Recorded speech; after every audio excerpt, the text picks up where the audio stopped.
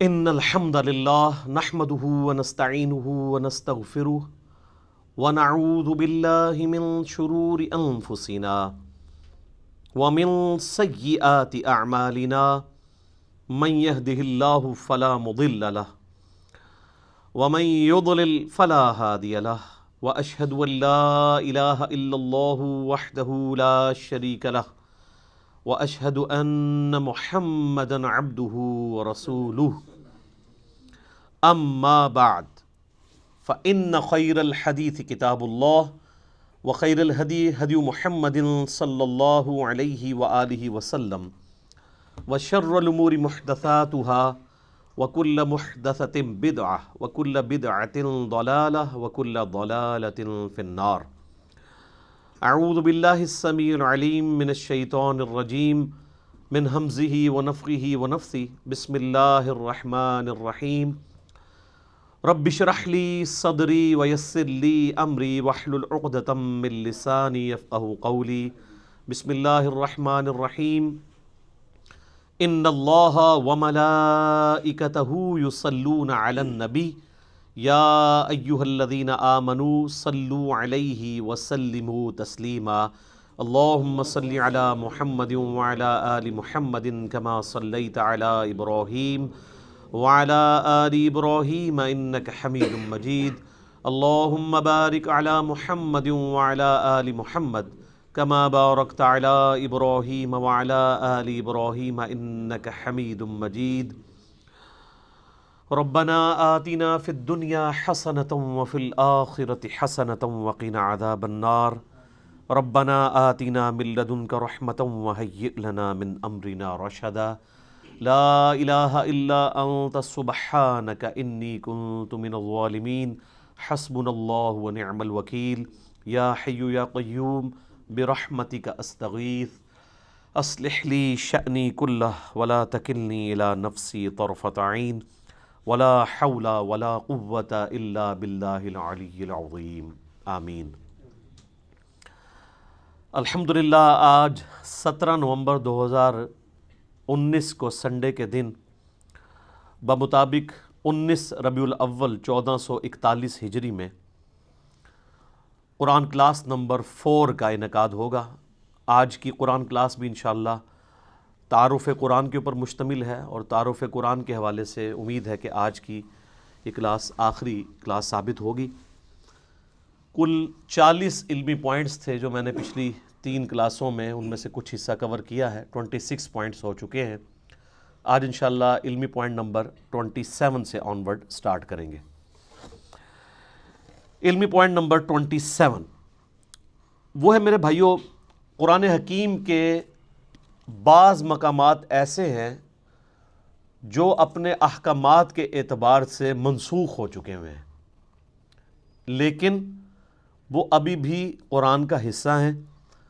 ان کی ناسخ جو آیات ہیں وہ بھی قرآن حکیم کے اندر موجود ہیں، اور یہ قرآن حکیم کی خوبی کے طور پہ اللہ تعالیٰ نے اسے بیان کیا ہے، اور اس کا ذکر ہمیں سورۃ البقرہ کی آیت نمبر 106 میں ملتا ہے۔ اعوذ باللہ من الشیطان الرجیم بسم اللہ الرحمن الرحیم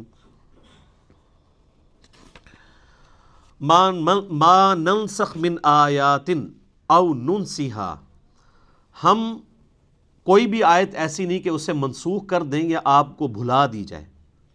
نأتی بخیر منہا او مثلہا، ہم اس سے بہتر آیت لے آئیں گے، اس سے بہتر حکم لے آئیں گے یا اس کے برابر۔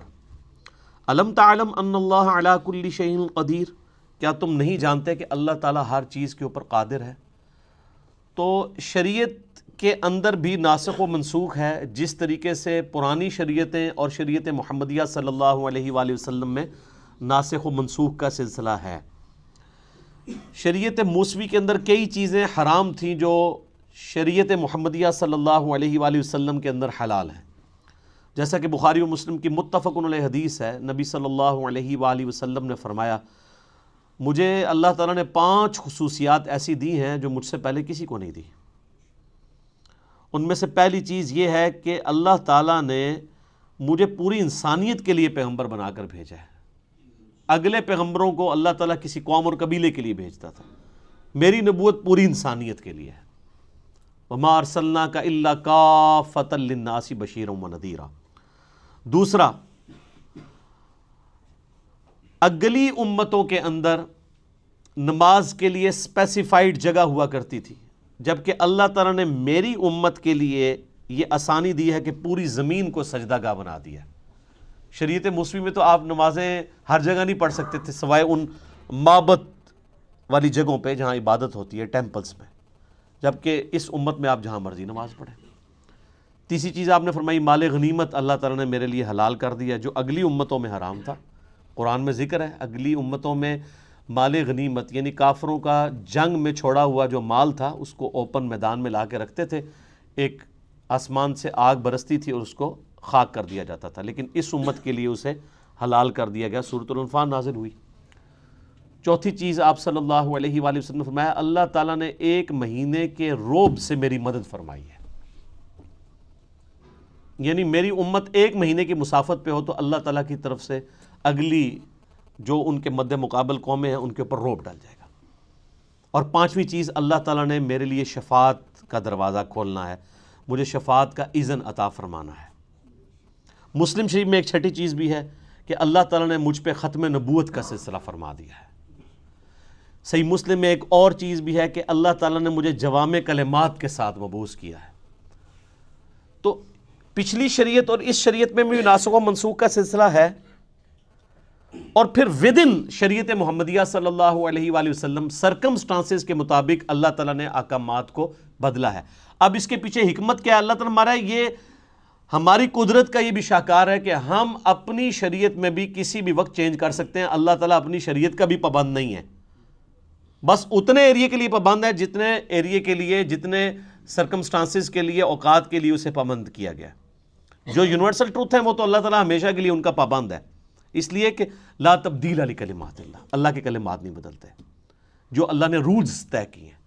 لیکن جہاں پہ اللہ تعالیٰ خود ہی چیزوں کو وقت اور حالات کے مطابق چینج کرتا ہے، اس لیے نہیں کہ اللہ تعالیٰ پہلے بھی وہ کر سکتا تھا، پہلے کر دیتا تو آپ کے لیے مصیبت کھڑی ہو جاتی. شراب کا اگر حکم پہلے دن ہی حرام ہو جاتا تو کتنے لوگ شراب کو چھوڑتے، اس سے گریجولی کیا گیا. اسی طریقے سے آپ ناسخ و منسوخ میں یہ دیکھیں کہ پہلے جو ہے وہ وصیت کو لازم قرار دیا گیا سورۃ البقرہ میں، وراثت کے احکام نہیں آئے تھے. سورہ نساء کے اندر پھر پوری ڈیٹیل آ گئی، اس کی وجہ سے وہ والی آیات منسوخ ہو گئیں. اب اللہ تعالیٰ نے خود وارث کا حصہ رکھ دیا ہے، ماں باپ کو اتنا ملے گا، بیوی کو اتنا ملے گا، بچوں کو بچیوں کو اتنا، پوری ڈیٹیل سورہ نساء کا دوسرا رکوع. اسی طریقے سے سورۃ الانفال میں ہی پہلے آیا کہ جو ریشو پروپورشن کے اعتبار سے ایک مسلمان 10 کافروں پر بھاری ہے. پھر اللہ تعالیٰ نے فرمایا اب ہم نے تمہاری کمزوری دیکھی ہے، اب یہ وہ ریشو پروپورشن قائم نہیں رہے گی. اس میں اللہ کا کوئی قصور نہیں، اس لیے کہ جو نیو مسلم ہیں ان کے ایمان کا لیول وہ نہیں ہے جو مکے کے مسلمانوں کا تھا. تو اللہ تعالیٰ نے اسے ریوائز کیا اور فرمایا کہ اب ایک مسلمان 2 پہ بھاری ہوگا. یہ نہیں ہے کہ وہ اب بھی 10 پہ ہی بھاری رہے گا. وہ اب جو مسلمان ہیں وہ ابو بکر، عمر، عثمان و علی والے مسلمان تو نہیں ہیں. ٹھیک ہو گیا؟ تو یہ بھی ناسخ و منسوخ. اسی طریقے سے سورہ نساء کے اندر اللہ تعالیٰ نے فرمایا تھا کہ جو زانی ہے عورت اسے قید کر دو یہاں تک کہ اسے موت آ جائے، یعنی پوری زندگی کے لیے گھر سے باہر نہ وہ نکلے. قید سے مراد کسی جیل خانے میں نہیں، گھر کے اندر.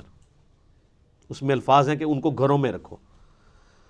اور پھر اسی آیت میں آیا کہ یا پھر اللہ تعالیٰ جب ان کے لیے کوئی حکم مقرر فرما دے گا مستقبل میں، اور وہ پھر زنا کی سزا آ گئی 100 کوڑوں کی شکل میں سورہ النور کے اندر. تو اس طریقے سے ناسخ و منسوخ کا ایک سلسلہ ہے. قرآن حکیم کے اسٹوڈنٹ کو یہ بھی پتہ ہونا چاہیے. ناسخ و منسوخ تو بہت لوگوں نے اس پہ اوپر کام کیا ہے، اور بعض جو علماء ہیں نا وہ انہی چیزوں کا سہارا لے کے کہتے ہیں قرآن بڑا مشکل ہے. قرآن پتہ ہے اس میں تو کچھ منسوخ آیات بھی ہیں، ان سے ہی پوچھ لیں کتنی ہیں آپ بتا دیں تو ان کو بھی نہیں پتہ ہوں گی. تو کہانیاں کراتے ہیں. ٹوٹل 5 مقامات ہیں، اور وہ بھی آپ ناسخ و منسوخ اس اعتبار سے نہیں ہے بلکہ وہ سرکمسٹانسز کے اعتبار سے. دین جو اسٹیبلش ہمیں پتہ ہے یہی دین ہے، اسٹیبلش ہو کے. یعنی آج کسی مسلمان کے بچے کو یہ بتانا ضروری ہے کہ پہلے شراب جو ہے وہ جائز تھی، بعد میں حرام قرار دی گئی. اینڈ رزلٹ سب کو پتہ ہے. اب اس کے اندر سے کیا نکالنا ہے؟ خام خواہ ایک معاملے کو الجھانا، علمی روب ڈالنا، بلکہ میں اسے علمی رعب نہیں، علمی شہوت کہتا ہوں. جیسے وہ شہوات، یہ شہوت ایسے اردو میں تو لفظ نٹوریس، عربی میں شہوت یعنی کہتے ہیں کسی چیز کی لت پڑ جانا، وہ کسی بھی فارم میں ہو سکتی ہے. یہ ہم اسے سیکس کے ساتھ ریلیٹ کرتے ہیں، ویسے بھی کوئی دنیا کی محبت بھی ایک شہوات، دنیاوی شہوات. جو مسلم شریف میں حدیث ہے کہ اللہ تعالیٰ نے جنت کو جو ہے وہ تکلیف کے ساتھ ڈھانپ رکھا ہے اور جہنم کو شہوات کے ساتھ ڈھانپ رکھا ہے. یعنی دنیا کی جو لذت والی چیزیں ہیں وہ جہنم کی طرف لے جانے والی ہیں، اور جنت تک پہنچنے کے لیے آپ کو شریعت کی ہرڈلز، تکلیف دہ چیزیں عبور کرنی پڑیں گی. تو یہ علمی شہوت ہوتی ہے علماء کی، جو اس قسم کی باتیں کر کے الجھاتے ہیں. اس حوالے سے الفوز الکبیر فی اصول تفسیر شاہ ولی اللہ دہلوی کی جو کتاب ہے، انہوں نے وہ 5 مقامات ڈسکس کیے ہیں، جن میں سے 3 میں نے ویسے ہی فی البدی کر دی ہے. تو یہ چیز بھی اس حوالے سے کلیئر ہونی چاہیے. علمی پوائنٹ نمبر 28 وہ ہے میرے بھائیوں، قرآن حکیم کی کل جو 114 صورتیں ہیں جو میں نے شروع میں بتایا تھا، ان میں سے 113 صورتوں کا آغاز بسم اللہ الرحمن الرحیم سے ہوتا ہے، سوائے ایک صورت کے، اور وہ ہے سورہ التوبہ. اس کے آغاز میں بسم اللہ نہیں ہے، لیکن اوورآل پورے قرآن میں 114 بسم اللہ پوری ہیں، کیونکہ سورہ نمل کے اندر آغاز میں بھی بسم اللہ آتی ہے، اور سورہ نمل میں ایز اے آیت بھی آتی ہے، اِنَّهُ مِن سُلَيْمَانَ وَإِنَّهُ بسم اللہ الرحمن الرحیم. جو ملکہ بلقیس کے پاس خط آتا ہے تو وہ کہتی ہے یہ کوئی معزز خط ہے اور یہ سلیمان کی جانب سے ہے، اور اس کا آغاز ہے بسم اللہ الرحمن الرحیم سے. تو وہ بسم اللہ اگر آپ جوڑ لیں تو 114 صورتیں ہیں قرآن کی، اور بسم اللہ بھی 114 ہی ہیں، لیکن 113 دفعہ صورتوں کے آغاز میں، اور ایک جو ہے وہ صورت بغیر بسم اللہ کے ہے، وہ سورہ التوبہ ہے، اور اس کی کمپنسیشن بھی سورہ نمل میں ایز اے آیت بھی ہے. سورہ توبہ کے سٹارٹ میں بسم اللہ نہ آنے کی کئی ایک حکمتیں لوگوں نے بیان کی ہیں.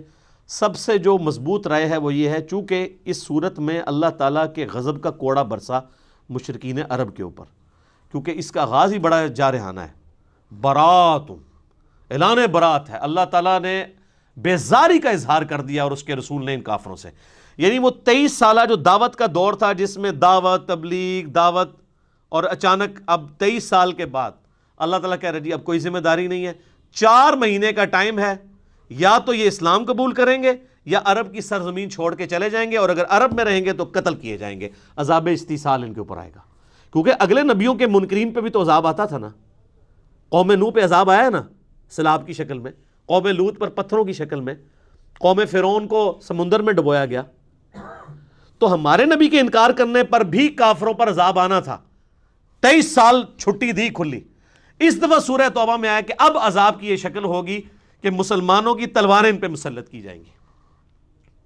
اور سورہ توبہ کی آیت ہے 14 نمبر، اللہ تعالیٰ فرماتا ہے مسلمانوں اللہ تعالیٰ انہیں عذاب دے گا تمہاری تلواروں سے.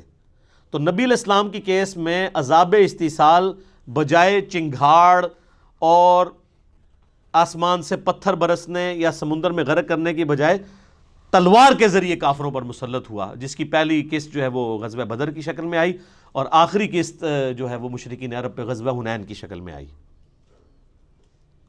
تو یہ نبی علیہ السلام کی خصوصیت ہے. میرا اس پہ بھی لیکچر ہے، مسئلہ 85، قرآن اور قتال ہمارے نبی علیہ السلام کی 2 خصوصیات. ہمارے نبی علیہ السلام کا معجزہ بھی اگلے انبیاء سے مختلف ہے، یعنی وہ حصی معجزہ نہیں ہے دعوی نبوت والا، بلکہ قرآن ہے.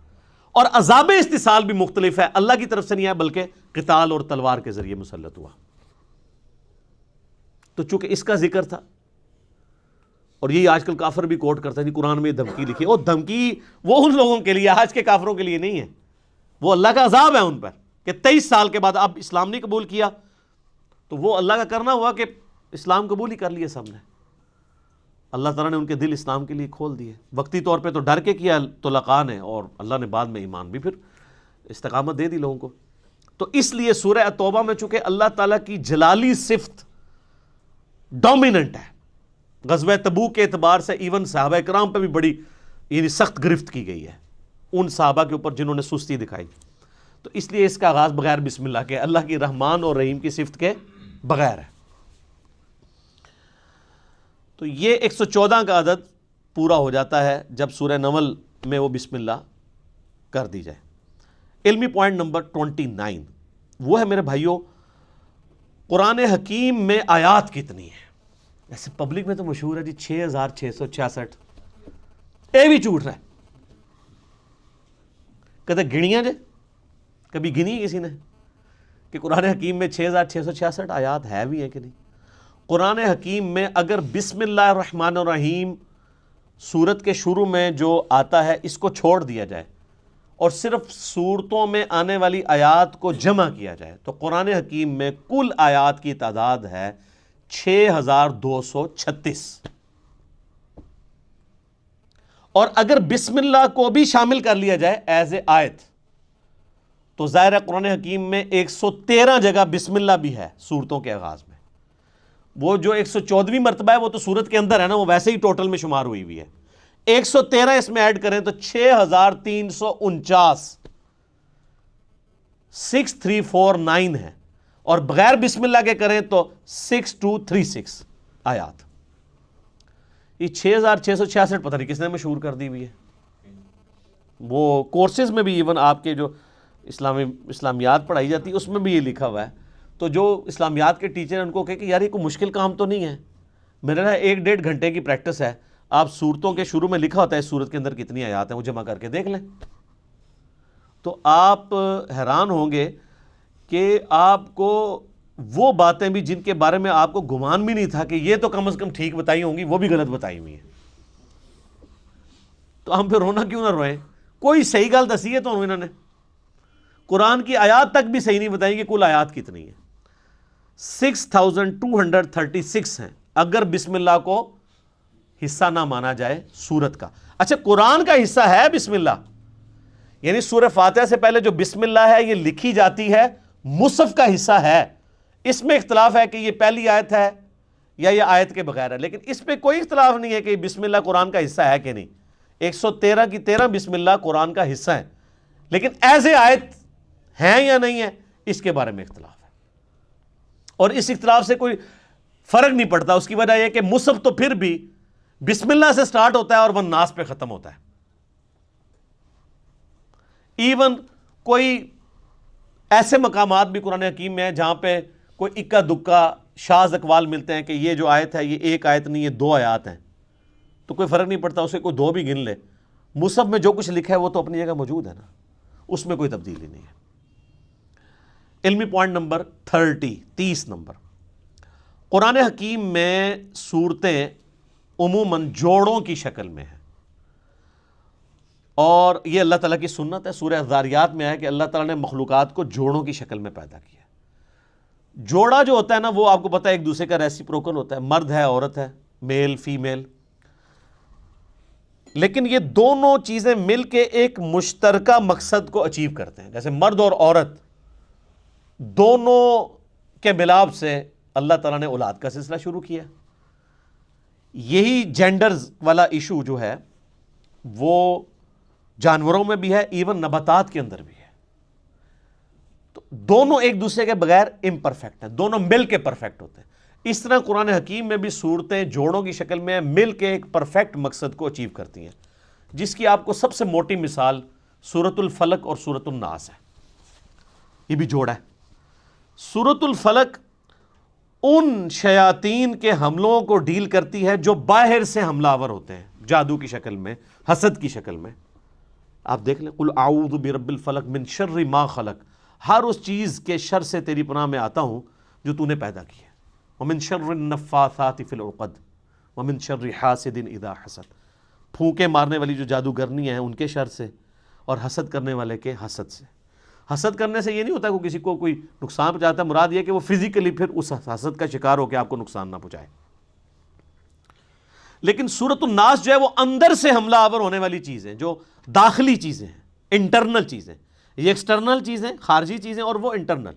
قل اعوذ برب الناس ملک الناس الہ الناس من شر الوسواس الخناس الذی یوسوس فی صدور الناس من الجنۃ والناس۔ سورۃ البقرہ سورہ ال عمران بھی جوڑا ہے۔ سورہ البقرہ بھی سابقہ امت مسلمہ کو ڈیل کرتی ہے، لیکن وہ کون سی امت؟ یہودی۔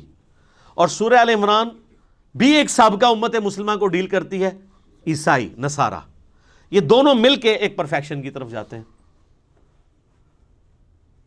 سورہ النجم اور سورۃ القمر یہ بھی جوڑا ہے، چاند اور تارہ، چاند تارہ ویسے بھی جوڑا ہے، آپ کے وہ جھنڈے پہ بھی ہے نا۔ تو یہ قرآن حکیم جوڑوں کی شکل میں ہے، اور آپ کو بعض اوقات بالکل سملر آیات جو ہے وہ جوڑوں میں مختلف انداز میں صورتوں میں ملیں گی۔ ایک علیحدہ سے ٹاپک ہے، اور اس کی ڈسکوری جو ہے نا امت میں پہلی دفعہ کی ہے حمید الدین فراہی صاحب نے رحمہ اللہ تعالی، جو غامدی صاحب کے بھی اور ڈاکٹر اسرار صاحب کے بھی دادا استاد ہیں، امین احسن اصلاحی صاحب کے استاد۔ اب یہ آپ چیز دیکھیں، یہ وہ چیز ہے جو امت میں پہلے 1300 سال کے مسلمانوں کے اوپر اس طرح اشکار نہیں ہوئی، اگرچہ اشارے موجود تھے۔ یار جب ابو داؤد میں، ترمذی میں، ابن ماجہ میں حدیثیں موجود ہیں معوذتین کے بارے میں، دو پناہ دینے والی صورتیں، اسی طریقے سے مسلم شریف میں حدیث ہے کہ سورہ آل عمران اور سورہ بقرہ جو ہیں یہ دو پرندوں کی شکل میں، صاحبان کی شکل میں قیامت والے دن سایہ کریں گی، تو اشارے تو موجود تھے، لیکن اس طرف کسی کا دماغ نہیں گیا کہ یہ واقعی جوڑے ہیں، پھر ان کا ایک مقصد اچیو ہوتا ہے۔ وہ پوری کی پوری ایک جو سمجھ لیں آپ پوری ڈاکٹرائن ہے نا، وہ اس بندے نے ڈسکور کی ہے، اور اس بندے نے بھی کمال کام کیا ہے جی۔ وہ بندہ قرآن کو سمجھنے کے لیے 40 سال تک ایک خیمے میں اس نے زندگی گزاری ہے، جا کے بالکل ریگستانی ایریا میں اسی طریقے کے مطابق جن حالات و واقعات میں قرآن نازل ہوا تھا، تاکہ وہ عرب کے لوگوں کے کلچر کو سمجھ سکے اور ان فیلنگز کو فیل کر سکے۔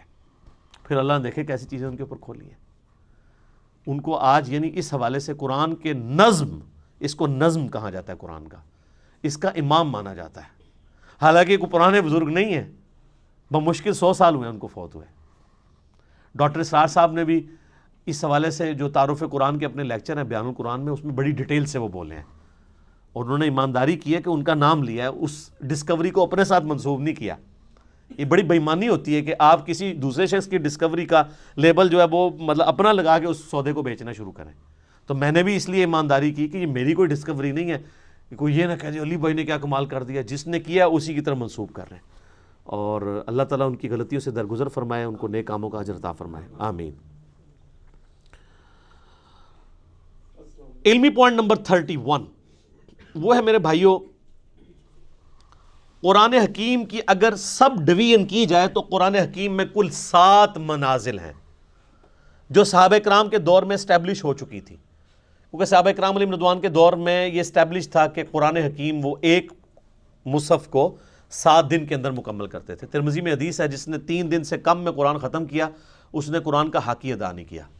یہ ان کو کہا جا رہا ہے جن کو عربی آتی ہے، اور جو کہتے ہیں ہمارے بزرگ ایک رات میں پورا قرآن ختم کرتے ہیں تو وہ کیڑا ثواب کھٹتے رہنے، آپ سمجھ لو۔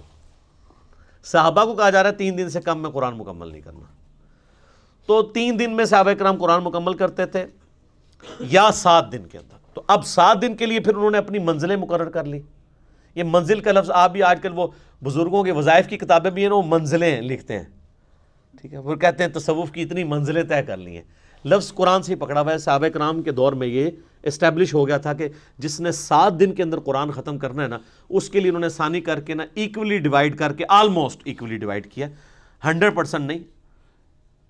اور چونکہ یہ صحابہ کرام کی ڈویژن تھی، اس میں آپ کو پھر اس طرح کی خامی نظر نہیں آئے گی جو پاروں کی ڈویژن میں نظر آئی ہے، وہ میں اگلے پوائنٹ میں ڈسکس کروں گا۔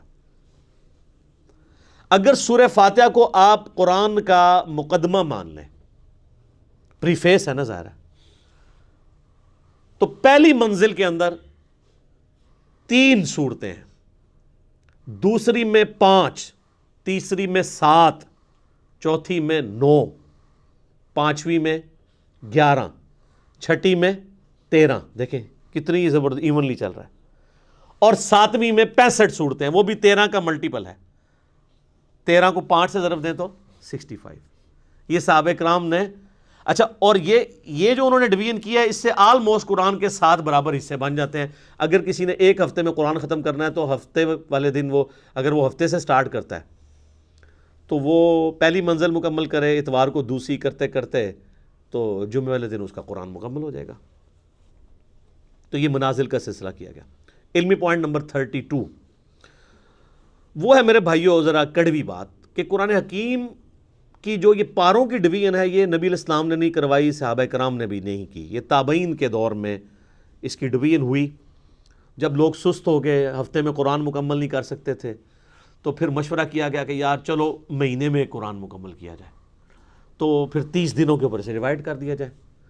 تو میرے خیال ہے کوئی پڑھا لکھا انہوں نے بندہ بٹھایا، انہوں نے جناب اینج کر کے نا قرآن حکیم کھولیا، اینج کیتا اور صفحے گننے شروع کیے، اور قرآن پاک کے 30 پارے بنا کے سائڈ پہ ہو گیا۔ اور وہ بنائے کیا، وہ آج تک ہماری مصیبت ہمارے گلے میں فٹ ہے۔ اس کا سب سے بڑا آپ جو بلنڈر دیکھیں ان پاروں میں، چونکہ یہ قرآن و حدیث سے نہیں ہے تو ظاہر ہے انسان تو پھر غلطی کرے گا۔ تو اب مجھے اندازہ لگائیں جو یہ کہتے ہیں کہ جی شیعہ کہتے ہیں 40 پارے ہیں، وہ پارے تو 30 بھی کوئی نہیں تھے، 40 کہاں سے آنے ہیں؟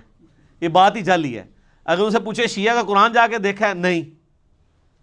یہ اب سعودیہ میں کئی قرآن ہیں وہ پاروں کی ڈویژن کے بغیر چھپ رہے ہیں، وہ بیچ میں سے آیات شروع ہو رہی ہوتی ہیں، کیونکہ پاروں کی ڈویژن کو تو وہ اسٹیبلش مانتے ہی نہیں ہے نا، صورتوں کی ڈویژن ہے، منازل کی ہے۔ اب یہ دیکھیں بلنڈر کیا ہوا ہے۔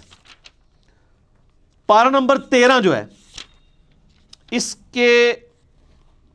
کی آخری آیت، ایک آیت صرف، سورۃ الحجر کی پہلی آیت ہے، اعوذ باللہ من الشیطان الرجیم، الف لام را تلک آیات الکتاب وقرآن مبین، اور پوری سورہ ہجر پارہ نمبر 14 میں ہے، ربما یود الذین کفروا لو کانوا مسلمین۔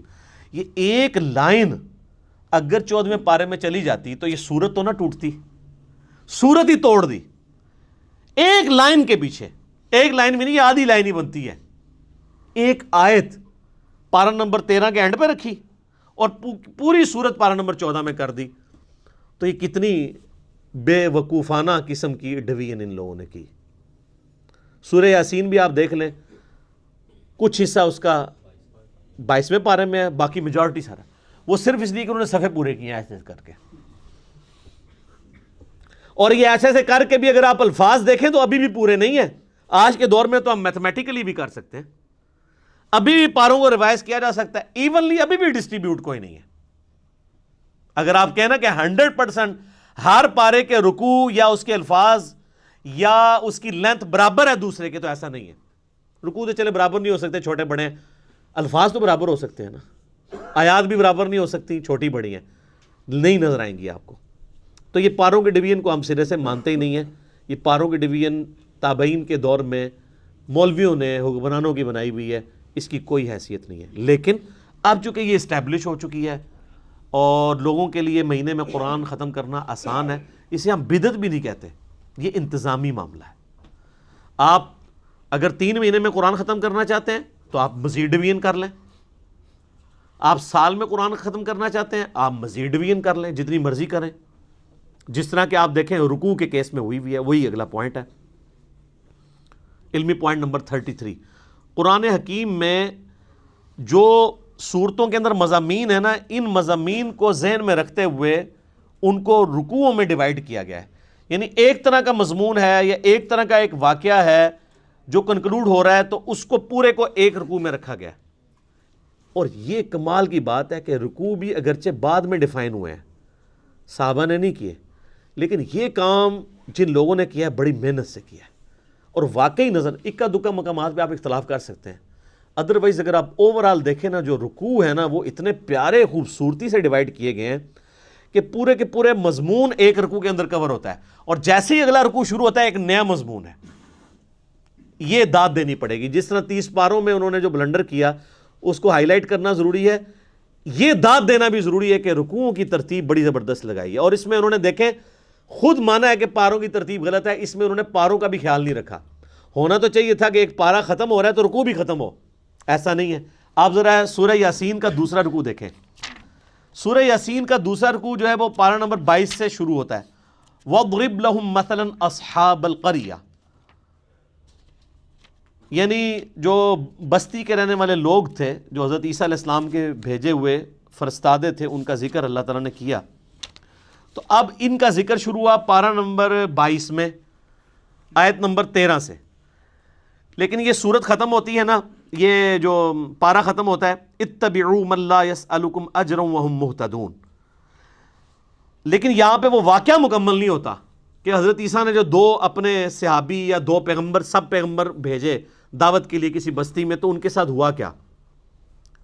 تو اس لیے رکوع ختم نہیں ہوتا، رکوع آگے بھی چلتا ہے، اس کا دوسرا رکوع وما لی لا اعبد الذی فطرنی والیہ ترجعون، اب پارہ 23 شروع ہو گیا ہے، لیکن رکوع وہی والا چل رہا ہے دوسرا، کرتے کرتے جب تک یہ کنکلوڈ نہیں ہو گیا نا پورا واقعہ، اس وقت تک وہ رکوع ختم نہیں ہوا، جا کے وہ ختم ہوا ہے آیت نمبر 32 میں۔ تو رکوع میں مضامین کا خیال رکھا گیا، اور پورے قرآن میں ٹوٹل جو رکوع ہیں وہ ہیں 558 558، اور سجدوں کو بھی اسی میں ڈسکس کر لیں۔ قرآن حکیم میں 15 مقامات ایسے ہیں جن میں سجدے بھی ہیں، وہ آیات سجدہ ہیں، نبی علیہ السلام کی سنت ہے وہاں پہ سجدہ کرنا، واجب نہیں ہے، کیونکہ بخاری میں حدیث موجود ہے کہ نبی علیہ السلام نے کئی دفعہ وہ آیات تلاوت کی اور سجدہ نہیں کیا، اور حضرت عمر نے بھی نہیں کیا۔ صحیح بخاری میں حضرت عمر نہ کر کے بتاتے تھے کہ ہم اس لیے نہیں کر رہے تاکہ تمہیں پتہ چلے کہ یہ واجب نہیں ہے۔ جو ہماری بوڑھی عورتیں بیچارے سجدے سنبھال کے بیٹھی ہوتی ہیں، میں انے سجدے کڈنے نے، کیونکہ وہ واجب قرار دے دیا گیا اسے، اگر کوئی نہیں کرتا کوئی، اور اس کے لیے ماتھا ٹیکنا بھی ضروری نہیں ہے۔ بخاری میں حدیث ہے صحابہ کرام جب سفر میں قرآن پڑھ رہے ہوتے تھے، اونٹ پہ بیٹھے ہوتے تھے، جیسے ہی آیت سجدہ آتی تھی یوں کر دیتے تھے، ٹو باؤ ڈاؤن، بس ایسے جھکا لیا۔ یہاں پہ بھی جب آیات سجدہ آتی ہیں، 9 سال میں ہم نے قرآن مکمل کیا ہے تو کبھی نیچے اتر کے نہیں کیا، ہمیشہ میں یہیں پہ یوں کرتا ہوں، باقی لوگ بھی بیٹھے بیٹھے کر لیتے ہیں۔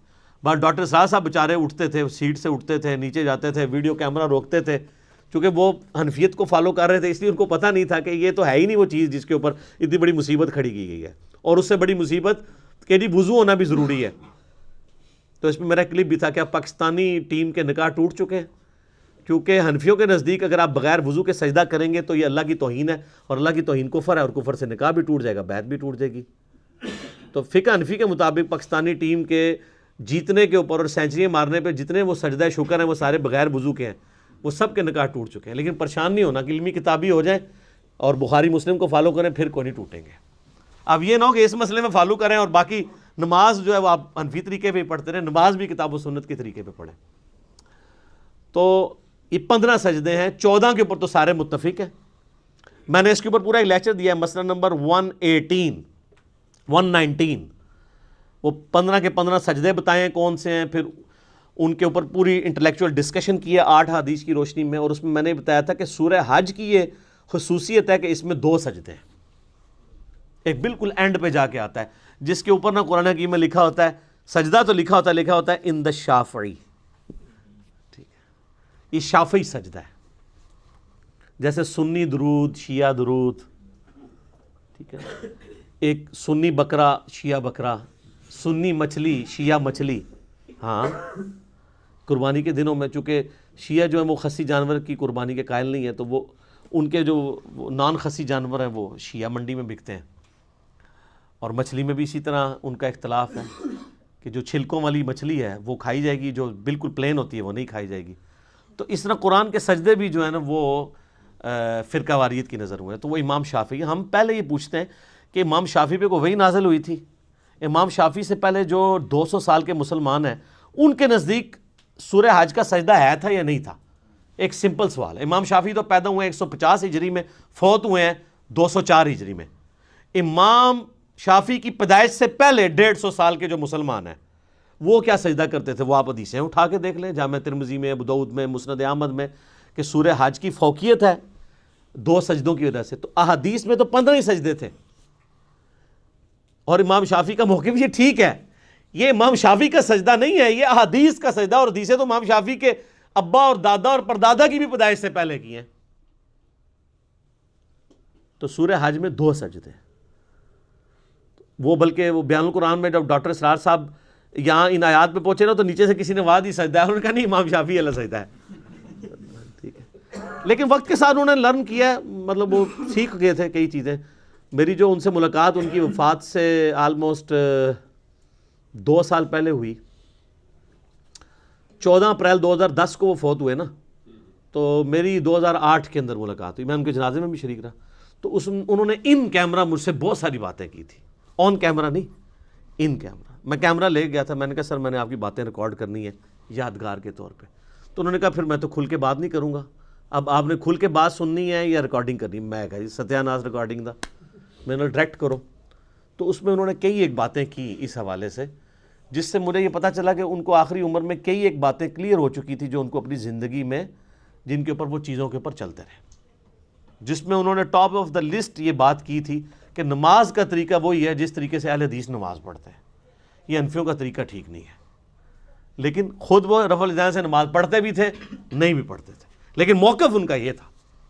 ان کی ایک ہی ویڈیو ریکارڈڈ ہے، یوٹیوب پہ رکھی ہے، جس میں انہوں نے سورہ حشر کی آخری 3 آیات کے ساتھ نماز پڑھائی ہے، مغرب کی غالباً یا عشاء کی، وہ رفع الیدین سے ہی پڑھی ہے انہوں نے۔ میرے ساتھ کھڑے ہو کے انہوں نے 3 نمازیں پڑھی ہیں، تو جمعے کی، عصر کی اور مغرب کی، مئی 2008 میں۔ تو انہوں نے سنت کے مطابق نماز پڑھی، رکوع میں جاتے وقت، رکوع سے اٹھتے وقت رفع الیدین کیا، الحمدللہ۔ علمی پوائنٹ نمبر 34 وہ ہے میرے بھائیوں، قرآن حکیم فلسفے یا سائنس کی کتاب نہیں ہے، بلکہ یہ کتاب ہے ہدایت انسانی کی۔ اگرچہ اس میں سائنٹیفک فیکٹ سے ریلیٹڈ 1000 سے زیادہ آیات ہیں، لیکن ان فزیکل فینامنا آف نیچر یا التذکیر بآلاء اللہ کے ذریعے اللہ کا تعارف کروایا گیا۔ مقصد سائنٹیفک فیکٹس بیان کرنا نہیں ہے۔ تو قرآن ایک لٹریچر کی بک ہے، اور اس لٹریچر کی بک کا مقصد بھی انسانی ہدایت ہے۔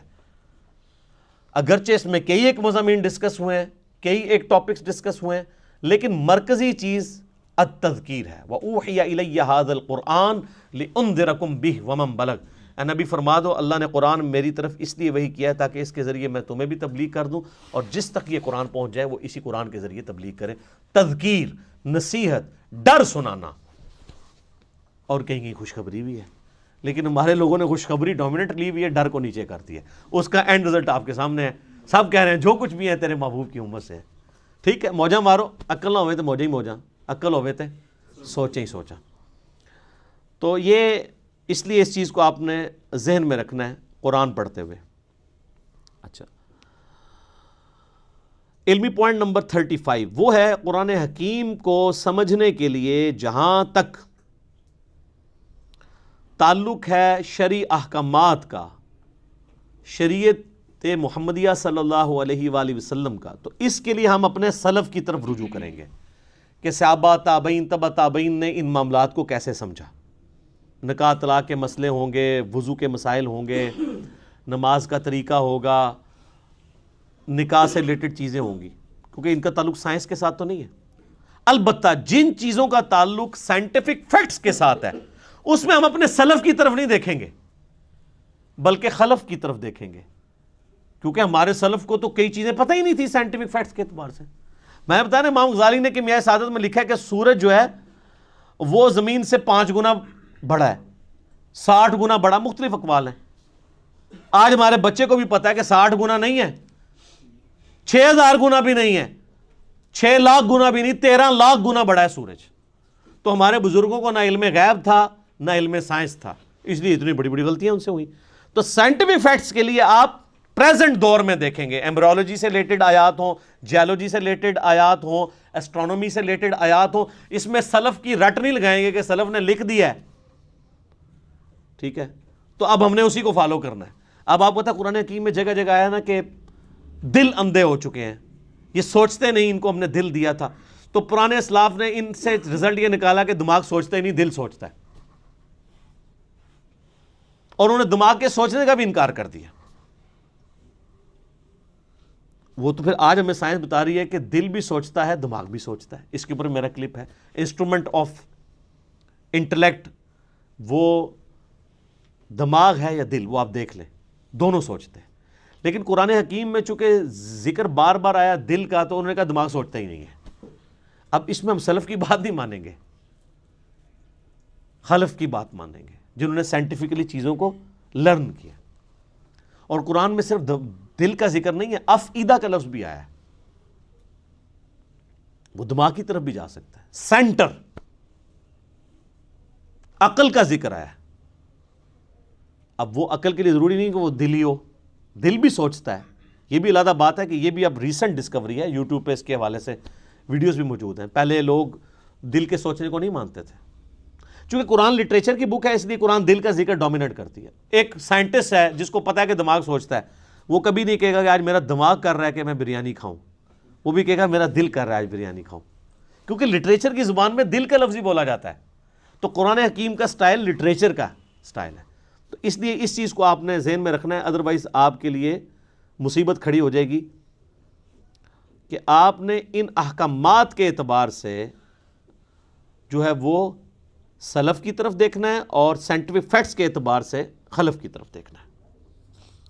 اور اس میں یہ بھی یاد رکھیے گا کہ قرآن حکیم میں کامیابی انہی لوگوں کے لیے ہے کہ قرآن پہ عمل بھی کریں.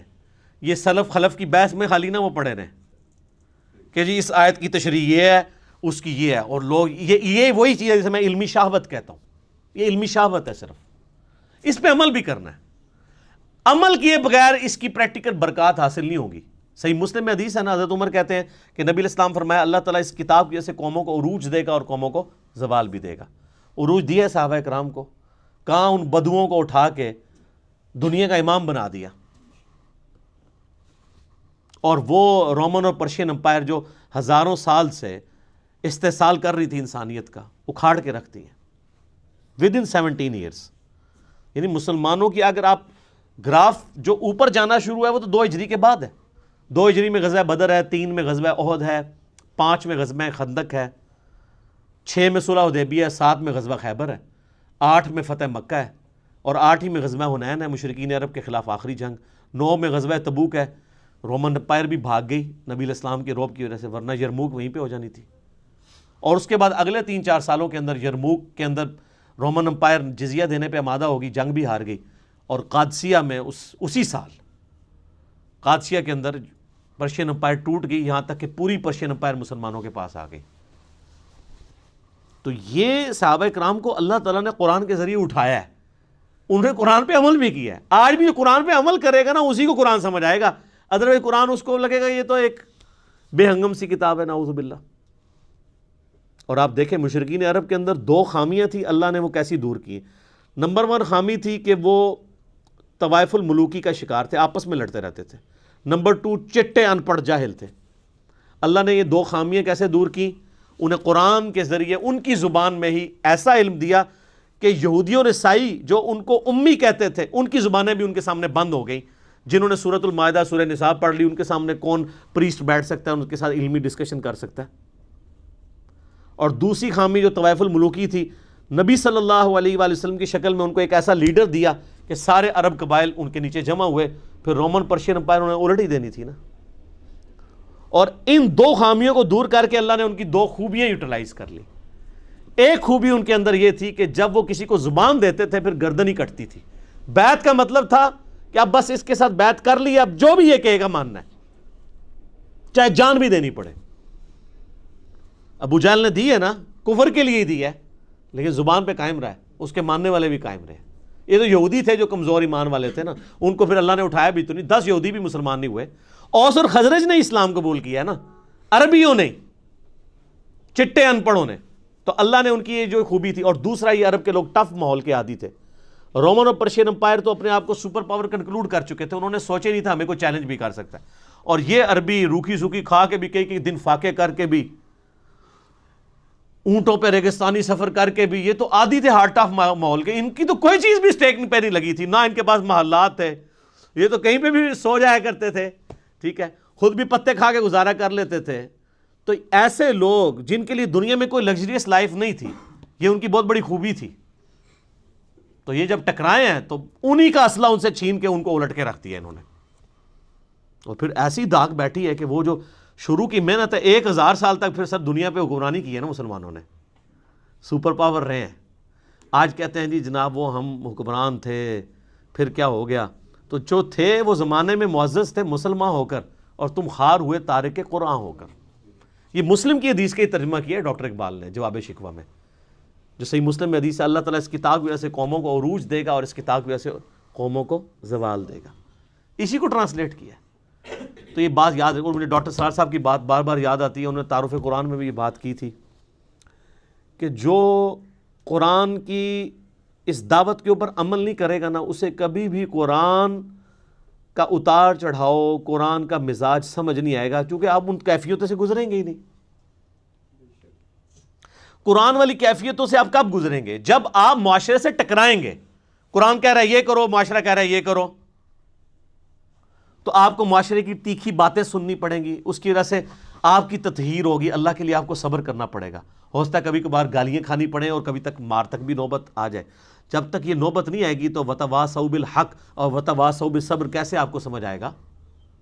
میٹھی میٹھی باتیں کرنے سے، میلاد کانفرنسز کرنے سے، محرم کی شیرنی بانٹنے سے، محفل میلاد کرنے سے، محفل قرآن کرنے سے، تلاوت کے محفل قرات کروانے سے اور نعتیہ مقابلے کروانے سے تو کوئی فرق نہیں پڑتا۔ فرق تو اس وقت پڑے گا جب آپ سود کے خلاف بولیں گے، فرق تو اس وقت پڑے گا جب آپ جو ہے ناچ گانے کے خلاف بولیں گے، بے پردگی کے خلاف بولیں گے، بے حیائی کے خلاف بولیں گے، اور آپ یہ کہیں گے کہ بابوں کا دین اور ہے اور کتابوں کا دین اور ہے۔ کتابیں تو یہ بتا رہی تھی، ہمارے بزرگ ہمیں کیا بتا کے گئے ہیں؟ ہر چیز غلط نکلی ہے۔ آج لوگوں کی داڑھیاں سفید ہو گئی ہیں، وہ کہتے ہیں او یار پوری زندگی کہاں گزار دی، اب پتہ چلا دین یہ تھا۔ یہ ہمیں کیا لوگ دین سکھاتے رہے ہمارے بزرگ بابے؟ تو یہ ساری کی ساری کیفیات، ان تکلیفوں سے جب بندہ گزرے گا پھر وہ کندن بنے گا، اور اس کے لیے قرآن پہ عمل کرنا ضروری ہے۔ ادر قرآن میں آپ کے لیے کوئی ہدایت نہیں ہے، یہ بھی ایک لٹریچر کی کتاب ہے، جس طرح باقی سٹوری بک ہیں، آپ پڑھ کے سائڈ پہ ہو جائیں۔ جب یہ وہ کتاب ہے جو آپ پہ اثر اس وقت چھوڑے گی، آپ کو اللہ تک اس وقت پہنچائے گی جب آپ اس کتاب پہ عمل کریں گے۔ وہی بڑا مشکل کام ہے، کتاب پہ عمل کرنا تو میرے بھائی یہ تو پولیس رات پہ چلنے کے مترادف ہے۔ پولیس راہ سے تو ایک دفعہ گزرنا پڑنا ہے، اس کتاب پہ عمل کرنے والے کو تو روزانہ پولیس راہ سے گزرنا پڑتا ہے۔ کبھی معاشرہ آڑے آتا ہے، کبھی ماں باپ آڑے آتے ہیں، کبھی بیوی بچے آڑے آتے ہیں، کبھی دنیاوی منفعت آڑے آتی ہے، کبھی ایک پورا سسٹم، آپ بالکل اس میں اکیلا اپنے آپ کو فیل کرتے ہیں۔ اب ہمارے بھائی جب یعنی قرآن و سنت پہ عمل کرتے ہیں، وہ کہتے ہیں ہمیں لگتا ہے معاشرے سے کٹ کے، تو میں کہتا ہوں یار شکر ادا کرو، انگلی کٹا کے شہیدوں میں شامل ہو گئے۔ اب صحابہ کرام کو یاد کرو، اہل بیت کو یاد کرو، جن کو غزوہ بدر میں اس لیول پہ آنا پڑا کہ ایک طرف باپ کھڑا ہے تو دوسری طرف بیٹا کھڑا ہوا ہے۔ آپ پہ یہ نوبت تو نہیں آئی کہ اللہ نے آپ کو یہ آزمایا ہو کہ آپ مسلمانوں کی طرف سے اپنے باپ کو مارنے کے لیے غزوہ بدر میں اتر آؤ، تو تم تو اس قابل ہی نہیں تھے۔ ویسے تم لاکھ کہتے رہو کہ تیرے ہوتے جنم لیا ہوتا، کچھ بھی نہیں سی ہونا، رفع دین پھر بھی نہیں سی تو شروع کرنا، ٹھیک ہے، تیرے ہوتے جنم لیا ہوتا، لازم کہتے رہو، آپ کوئی فرق نہیں پڑتا۔ سر وہ بڑا مشکل وقت تھا، بڑی تکلیف دہ چیزیں تھیں اس کے اندر۔ سیدنا حذیفہ ابن یمان کی حدیث میں بار بار یاد کرتا ہوں، اس کو آپ پلے باندھ لیں، صحیح مسلم میں جہاد والے چیپٹر میں۔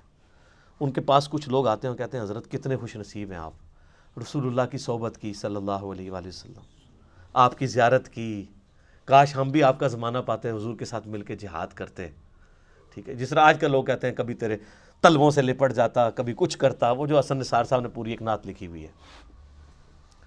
باقی حسن نثار صاحب کا جو کردار ہے وہ آپ سب لوگوں کے سامنے ہے، مجھے اس کو ہائی لائٹ کرنے کی ضرورت نہیں ہے۔ وہ جو نعت لکھ رہے ہیں وہ ان کے اپنے اوپر نظر آ رہی ہے، وہ خود فیصلہ کر لیں۔ نعت لکھنا بہت آسان ہے، یہ ہے وہ جو دین بہت آسان ہے، اس پہ چلنا مشکل ہے۔ تو صحیح مسلم کے الفاظ ہیں، حذیفہ ابن یمان کہتے ہیں یہ اتنا آسان کام نہیں، اتنے بڑے بڑے دعوے نہ کرو، نعتہ نہ لکھو، آج دے دور ایڈی مشکل نعتہ نہ لکھو۔ ان کا میں تمہیں ایک واقعہ صرف اپنی زندگی کا سناتا ہوں، اور یہ مسلم شریف ہے سر، مولانا شریف نہیں ہے، بزرگ شریف نہیں، کہانی شریف نہیں ہے، مسلم شریف ہے۔ حذیفہ نام لکھیں آپ، حذیفہ لکھیں اور خندق لکھیں، یہ دو لفظ لکھیں، اسلام 360 میں کھل جائے گا۔ نمبر نہ منگیا کرو، اللہ جو بندے ہو تھوڑا جا آپ بھی کوئی کام کرو۔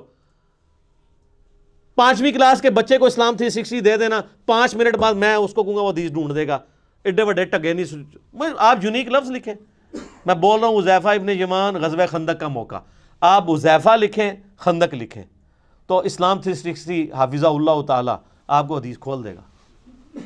مسلم شریف سلیکٹ کر لیں، مسلم شریف بھی نہ سلیکٹ کریں، حدیث کی کتابیں کریں، وہ خود ہی بتائے گا یہ حدیث کہاں پہ ہے۔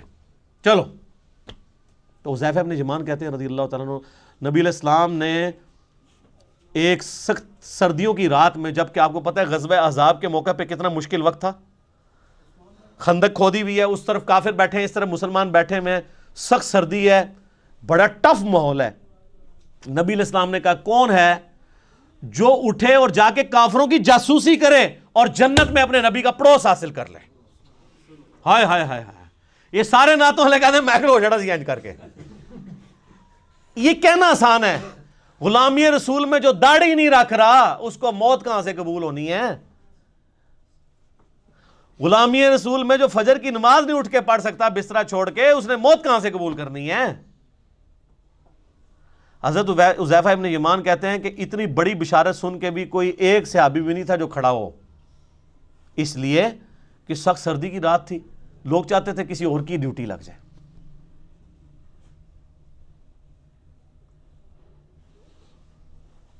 اب کیا ہوا؟ نبی علیہ السلام نے دوسری دفعہ فرمایا, کون ہے جو رات کے وقت جا کے کافروں کی جاسوسی کرے اور جنت میں اپنے نبی کا پڑوس حاصل کر لے؟ کائنات میں سب سے بڑی کوئی چیز یہی ہو سکتی ہے نا. اس سے بڑی صرف ایک چیز ہے کہ اللہ تعالیٰ کسی کو پیغمبر بنا دے. پیغمبر بننے کے بعد اگر دوسرے نمبر پہ کوئی فضیلت ہے تو جنت میں ہمیشہ کا پڑوس پیغمبروں کا. یہی ہے نا, یہی ہم اللہ سے مانگتے ہیں کہ اللہ تعالیٰ ہمیں بقیہ غرقت میں مدفن اور جنت الفردوس میں اپنے محبوب صلی اللہ علیہ وآلہ وسلم کا پڑوس عطا فرمائے, آمین. حضرت حذیفہ کہتے ہیں دوسری بار بھی کوئی نہیں کھڑا ہوا, تیسری دفعہ بھی کوئی نہیں کھڑا ہوا, چوتھی دفعہ نبی علیہ السلام فرمایا حذیفہ. آپ کہتے ہیں میں نے دل میں کہا لو جی مارے کے, اب تو جانا ہی پڑے گا, میری ڈیوٹی لگی, کیونکہ اب تو بائی نیم حکم آ گیا نا. ان کہ یا رسول اللہ, فرمایا جاؤ, اور ساتھ کہا کہ دیکھنا چھیڑخانی کوئی نہیں کرنی, جتنا کام کا ہے اتنا ہی کرنا ہے. کہتے ہیں میں اٹھا, اب سوچ رہا تھا سخت سردی ہیں ریگستان کی, باہر جا کے کیا بنے گا میرا. کہتے ہیں اللہ کی قسم جب میں اٹھا تو مجھے لگا میں گرم حمام میں داخل ہو گیا ہوں, میرے اوپر کسی نے نا کوئی گرم رضائی اوڑھ دی ہے سخت سردیوں میں. اور کہتے ہیں میں اسی طرح باہر گیا پھرتا رہا, ٹھنڈ ختم ہی ہو گئی. اور کہتے ہیں میں نے دیکھا کافر رات کے وقت بیٹھ کے اپنے وہ جو تیر ہیں ان کی جو نوکیں ہیں ان کو تیز کر رہے ہیں, کوئی برچھیوں کو تیز کر رہا ہے. اور کہتے ہیں میں نے ابو سفیان کو بھی دیکھا, اور میں ایک تیر چلاتا اس کا کام تمام کر سکتا تھا رات کے وقت, وہ میرے نشانے پہ تھا, اس کو تو نظر بھی نہیں آ رہا تھا کہ میں اس کے پاس پہنچ چکا ہوں. لیکن پھر مجھے نبی علیہ السلام کی نصیحت یاد آئی کہ دیکھیں کوئی کام نواں نہ کھول نہیں ہوتے پنڈورا باکس, تو مجھے حضور کی بات یاد آئی تو میں پھر پیچھے ہو گیا. یعنی میں اس لیول کو کراس نہیں کیا, ایفیشنسی جھاڑنے کی کوشش نہیں کی, حتیٰ کہ میں نے سب کچھ گنا کتنے لوگ ہیں یہ کر کے واپس آیا. کہتے ہیں جیسے ہی میں نبی علیہ السلام کی مجلس میں داخل ہوا تو وہ جو گرم حمام والا اثر تھا ختم ہو گیا اور مجھے سخت ٹھنڈ لگنا شروع ہو گئی.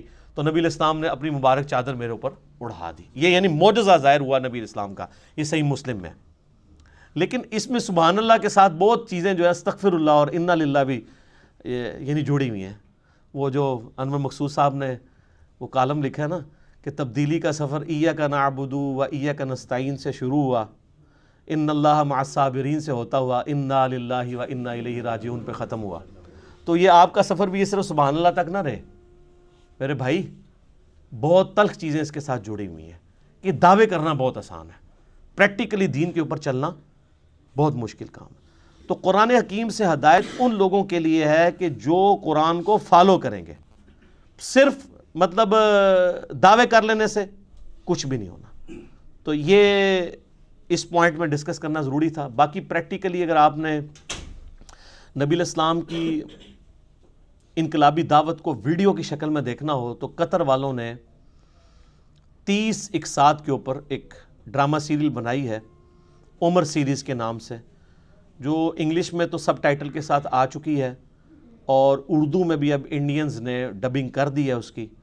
ہمارے واٹس ایپ گروپ میں رابطہ کریں, چونکہ یوٹیوب کے اوپر وہ کاپی رائٹس کا ایشو ہے, وہ اپلوڈ نہیں ہو سکتی. فیس بک کے اوپر ہمارے بھائیوں نے اپلوڈ کی ہوئی ہے, منگوا بھی سکتے ہیں. اور اوریجنلی تو وہ عربی میں بنی ہے اور اس کا ٹیسٹ بھی عربی کے اندر ہے, تو اس میں آپ کو عربیوں کی عادتوں کا بھی پتہ چلے گا. انہوں نے پیورلی عرب کا کلچر فلمایا ہے کہ عرب کے لوگ آپس میں کس طرح گفتگو کرتے ہیں. یہاں آپ نے وہ کلچر دیکھنا ہے, پٹھانوں کو دیکھیں, سیم آلموسٹ وہی ریزیمبلنس آپ کو نظر آئے گی. وہ آپس میں بات کرتے ہوئے لگتا ہے لڑ رہے ہوتے ہیں, عربی بھی اسی طرح ہی لڑ رہے ہوتے ہیں گفتگو کر عام نارمل انداز میں بھی. پھر بات بات پہ محاورے بڑے سخت قسم کے, وہی ہے تیری ماں مر جائے. تو یہ وہ محاورے جو صحابہ کرام بھی استعمال کر لیتے تھے, اس لیے کہ وہ عرب کلچر کا حصہ تھے. یہ جو تارج بھی صاحب جن صحابہ اور اہل بیت کا تعارف کرواتے ہیں نا, یہ نبی علیہ السلام کے صحابہ اور اہل بیت اس طرح کے نہیں تھے. یہ ماڈرن اردو لینگویج کے صحابہ اور تابعین اور تبع تابعین بنتے ہیں. عرب کا کلچر بالکل ڈیفرنٹ تھا. وہ بڑے ذرا ان کے مزاج میں ریگستانی ماحول کے تھے نا، تو وہ ان کے مزاج میں سختی موجود تھی گفتگو کرنے پہ. تو وہ میٹھی میٹھی باتیں کر کے، تو میرے بھائی رومن اور پرشین امپائر تو نہیں تھی انہوں نے الٹنی نا. یہ میٹھی باتوں سے الٹی جاتی ہے. جو بدماش صدیوں سے بیٹھے ہوئے ہیں ان کو اکھاڑنے کے لیے آپ محفل نعت میں ان کو جھموائیں گے یا ان کو شیرنی دیں گے تو وہ اپنی مجلس چھوڑ کے چلے جائیں گے؟ نہیں. یہ تلوار جو اللہ تعالیٰ نے صحابہ کی مسلط کی رومن اور پرشین امپائر پہ، تاکہ ان کو اکھاڑ کے ایک نئے دور کا آغاز کیا جائے. اسی پہ وہ وحید الدین خان صاحب کی کتاب ہے نا، اسلام دور جدید کا خالق ہے. یہ آج جو فریڈم آف ایکسپریشن آپ کو نظر آ رہی ہے، یہ اسلام کی برکت سے ہے. اسلام سے پہلے تو بادشاہ کا دین ہی رعایا کا دین ہوتا تھا. اگر کوئی نہیں قبول کرتا تھا پرسیکیوشن ہوتی تھی. رومن امپائر کو دیکھنے ہزاروں عیسائیوں کو انہوں نے قتل کیا ہے. لیکن جب کانسٹنٹائن II نے خود عیسائیت قبول کر لی، پوری رومن امپائر عیسائی ہو گئی. نبی الاسلام جب آئے اس وقت یہ عیسائی اسٹیٹ تھی، بن چکی بھی تھی، لیکن اس سے پہلے تو نہیں تھی. لیکن یہ اسلام نے آزادی دی کہ نہیں، بادشاہ کوئی بھی ہے، آپ کو حق ہے کہ آپ اپنا دین رکھ سکتے ہیں. اور یہ برکت ہے جو آج آپ اویل کر رہے ہیں کہ ٹرمپ جو ہے ایک متعصب قسم کا یہودی نما عیسائی ہے، لیکن اس کے سامنے بھی جب قرآن تلاوت کیا جاتا ہے خاموشی سے سنتا ہے. امریکہ کے اندر آپ جا کے اسٹریٹ دعوت دیں، لوگ سنیں گے. نماز پڑھیں آپ کے ساتھ، لوگ سیلفیاں بھی بنوائیں گے، برا نہیں سمجھیں گے. لیکن فرعون کے سامنے جادوگروں نے جب ذرا سی بات کی تھی، اس نے کہا میں لٹکا دوں گا تمہیں. یہ فرق ہے. تو اسلام اس دور جدید کا خالق ہے. ٹھیک ہے جی، انشاءاللہ یہ 35 پوائنٹ ہی کور ہوئے ہیں، باقی 5 پوائنٹ انشاءاللہ اگلی دفعہ کور کریں گے. صلو علی الحبیب، اللہم صلی علی محمد وعلی آل محمد کما صلیت علی ابراہیم وعلی آل ابراہیم انک حمید مجید. اللہم بارک علی محمد وعلی آل محمد کما بارکت علی ابراہیم وعلی آل ابراہیم انک حمید مجید. سبحانک اللہم وبحمدک اشہد ان لا الہ الا انت استغفرک واتوب الیک. اللہ تعالیٰ سے دعا ہے جو حق بات میں نے کہی ہمارے دلوں میں راسخ فرمائے. اگر جذبات میں میرے منہ سے کوئی غلط بات نکل گئی، اللہ تعالیٰ ہمارے دلوں سے ہی معاف کر دے. ہمیں کتاب و سنت کی تعلیمات پر عمل کر کے دوسرے بھائیوں تک پہنچانے کی توفیق عطا فرمائے. وما علینا الا البلاغ المبین. جزاکم اللہ خیر.